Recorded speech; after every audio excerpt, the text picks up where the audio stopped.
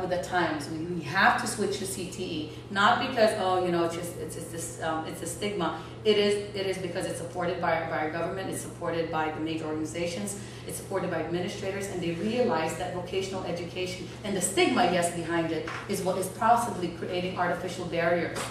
But that's not the only thing that's causing some of these barriers. So as you can see, Guam is still a little bit behind the curve when it comes to CTE certification. But don't fret. In the United States, it has been a growing trend as well, because in the 70s, there was, you know, there wasn't really a concern about CTE certification at all.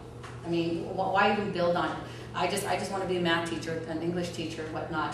Why be a CTE teacher? There was no research that, you know, at that point. It was not until the Nation at Risk research came out that everybody said, oh, step back, and they said, what are we doing? What are we doing wrong in our high school?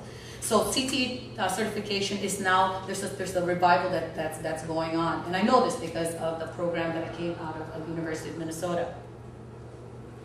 So, let's see. In the news in the last 5 days, I picked this up.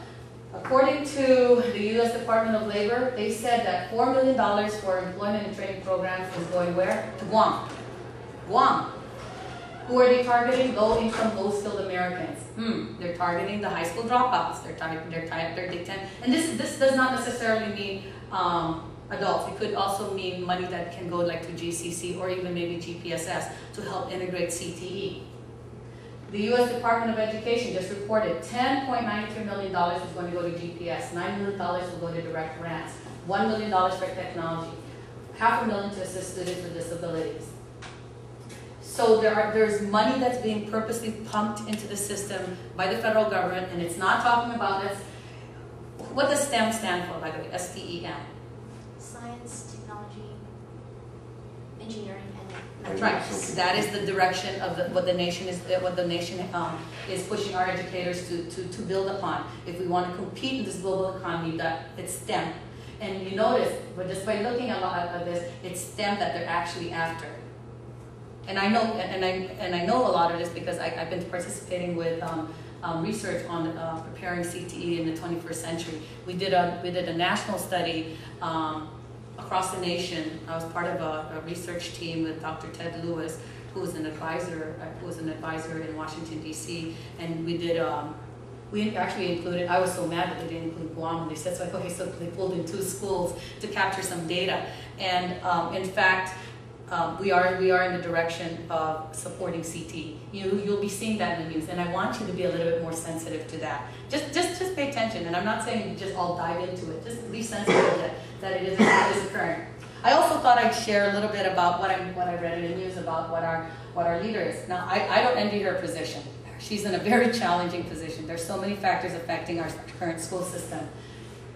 She reported in Directions magazine just last month, GCC will be receiving more funding to expand its, by the way, when you read this, think about the message that you're hearing. GCC is going to receive more funding to expand its voc ed programs. Yay. GPSS can't be everything to everyone. And GCC is there to help our students become professionals. So, if what I shared with you as far as what career technical education can bring, if in fact we should be integrating academics and CTE at the K-12 level, do you sense that this message is saying that it's somebody else's responsibility? Whose responsibility is it to prepare students for careers? GCC. Is that right? No, because in my opinion, this goes contrary to what the nation is saying. We need our K-12 system to be fully integrating career technical education. In Mariana's Variety, just the other day, she has a vision, and this is not a criticism of Dr. Brittany Schaefer. It's just my opinion as to where maybe the disconnect and the artificial barriers exist towards developing CTE on Guam.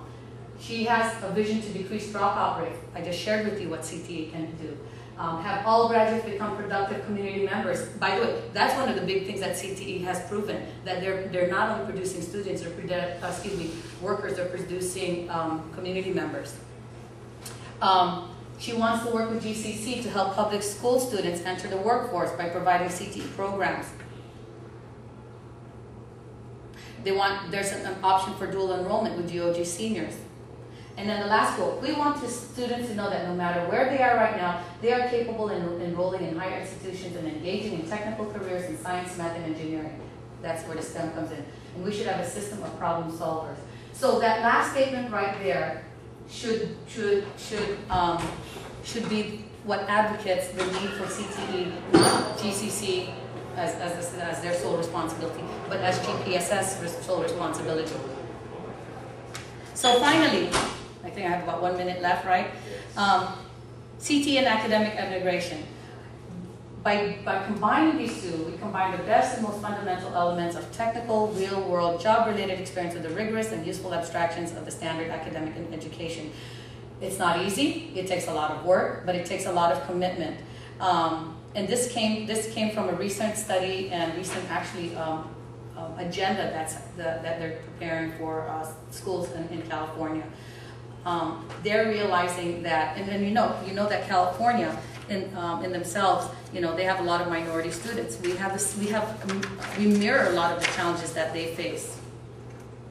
CT is not the only solution, and I certainly understand that. But what I am advocating is that in order to break down those artificial barriers, in order for us to begin recognizing that we have a responsibility to improve our school system, and CTE is just one method that research is proving, is demonstrating, is the way to go.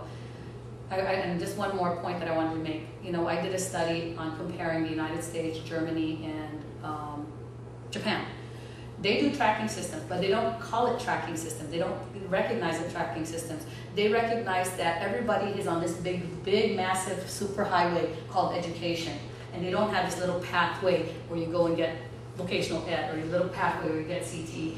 Everything is heading towards one thing: helping our students prepare for a career. And if a college is in front of it, or a technical college is in front of it, or maybe there are jobs that are right in front of it, it doesn't matter. We should all be that major highway towards helping people achieve their vocation in life.